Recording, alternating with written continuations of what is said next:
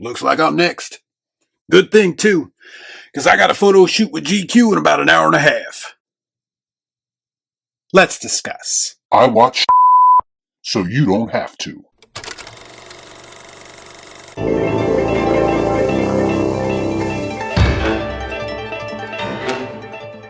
I don't know how many of you know this, but the original Beetlejuice from 1988 is undoubtedly the movie that I've seen more than any other movie in existence. For context, my parents have told me stories from when I was a child, where I would watch the original film on repeat and literally wear out the VHS. Another fun fact, this Beetlejuice VHS that's over my shoulder in every single video that I make is my original copy of the film. You could kind of tell by the disheveled state that the cover is in. As I've gotten older, my love for the original film has not faded.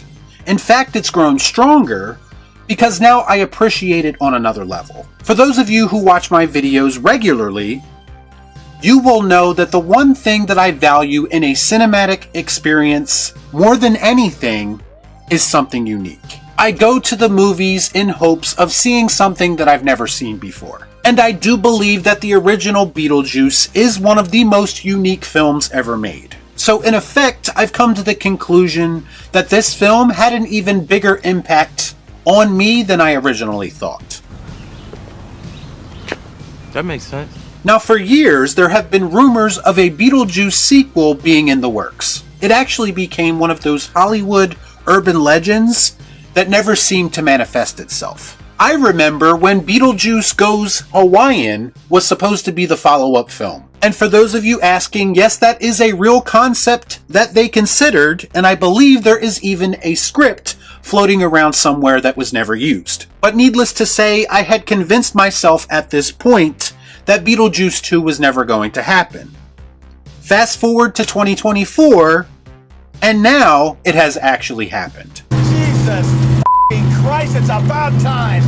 And now that I have a sequel to one of my all-time favorite films, a movie I can recite line for line effortlessly, did it live up to the hype? First of all, we all know that there is this stigma around these way too late sequels that come out of Hollywood, because usually they don't end up well. In fact, unless we are talking about Top Gun Maverick, it is a downright awful track record. And as I've said many times before, in a lot of cases, these movies that they are trying to revive were a product of their time and weren't meant to be updated or brought to the modern era. If I had to compare Beetlejuice Beetlejuice to any other legacy sequel I've ever seen, I would compare it to the one that came out this year, that being Beverly Hills Cop Axel F. And what I mean by that is this movie is not doing anything to reinvent the wheel. But it's also harmless and doesn't do anything to ruin the characters or the legacy of the original. Which I think is a major victory, because Beetlejuice Beetlejuice does not fall for a lot of the pitfalls that a lot of these nostalgia trip movies do. Namely, the desperately trying to shoehorn iconic lines from the original into this movie where they do not belong. And it usually ends up sounding like something that is very forced and cringe. Alien Romulus. Excuse me. In fact, I don't think the character of Beetlejuice says one of his iconic lines from the original film.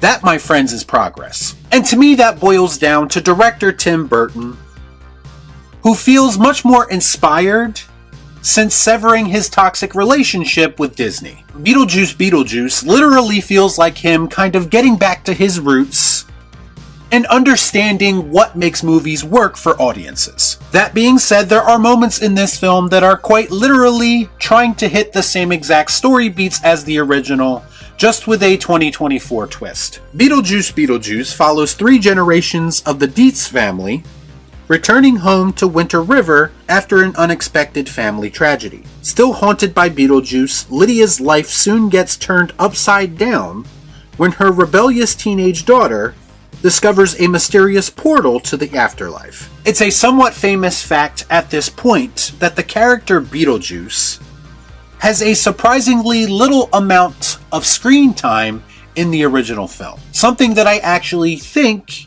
helped make his character more iconic in the process. Sometimes less is more. Nice f***ing model!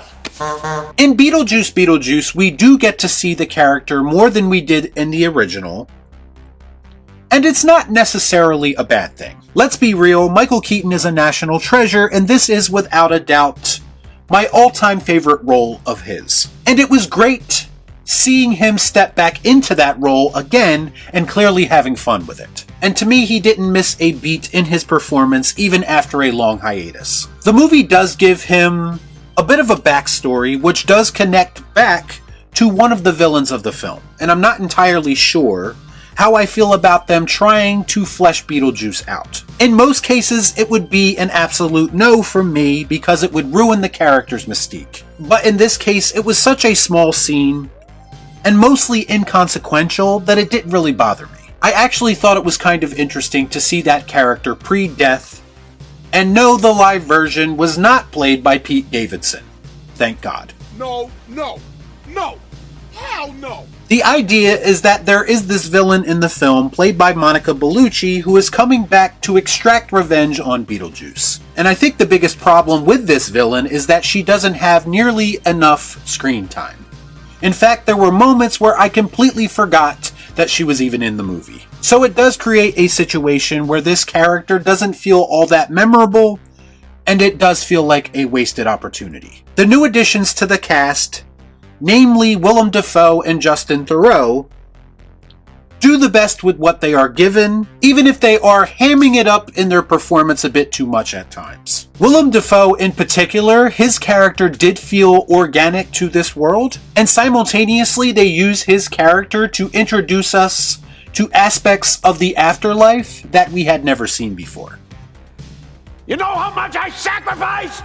Jenna Ortega is obviously the new big addition to the cast, and I do understand why she was chosen for the role. I thought she did a decent job even though she wasn't given a ton to work with. She kind of plays the typical disgruntled teenage character that has a strained relationship with her mother, a role that ironically her co-star Winona Ryder actually made famous. I also think that one of the most interesting parts of the movie involves Jenna Ortega's character getting in a relationship with a local boy. Now, I won't spoil it here, but this is the part of the movie that threw the most curveballs, and in the end, it felt like this was the story that they should have focused more time on telling. And to me, the Beetlejuice and Monica Bellucci stuff is what could have been left on the cutting room floor. Of course, we have returning legacy characters who, outside of Beetlejuice, mostly consists of Winona Ryder's Lydia and Catherine O'Hara's Delia. I thought that Catherine O'Hara was actually one of the standouts of the film. It was just kind of awesome to see one of my movie moms